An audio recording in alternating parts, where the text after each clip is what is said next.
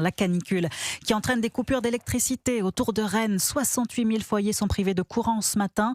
Face à cette météo qui a déjà entraîné 40 noyades, plusieurs feux de forêt, une désorganisation du système scolaire et des transports, le gouvernement a déclenché hier le niveau 2 du plan Orsan pour assurer la montée en charge du système de santé. Et les animaux, eux aussi, tirent la langue. Oui, d'ailleurs, les vétérinaires sont aussi sur le pont pour faire face aux coups de chaud de nos amis à quatre pattes. Immersion dans le service de soins intensifs de l'hôpital vétérinaire Frégis à Gentilly, en région parisienne. Mathis Lang. Couché à l'intérieur d'une cage et branché à un ordinateur pour surveiller ses constantes, Blue, un spitz nain gris.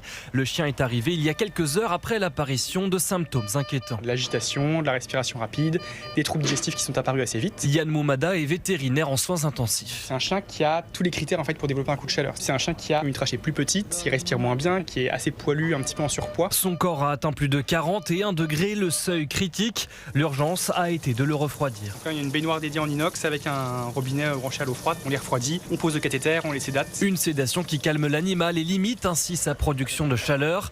Ces derniers jours, entre chats et chiens, ce genre d'urgence s'est multiplié, particulièrement dans la nuit de lundi à mardi lors des premières chaleurs. 18 consultations d'urgence et parmi elles, il y en avait 7 qui étaient des coups de chaleur. Parce qu'il faut savoir qu'en fait, l'animal est même plus sensible que l'être humain à la chaleur. C'était un petit peu tendu parce que ça nécessite quand même pas mal de soins. Il faut agir vite. C'est ça que ça met le service à rude épreuve. Pour le vétérinaire, au moindre soupçon, il faut consulter. Bave excessive, agitation ou grande fatigue, autant de signaux qui doivent alerter. Mathis Lang.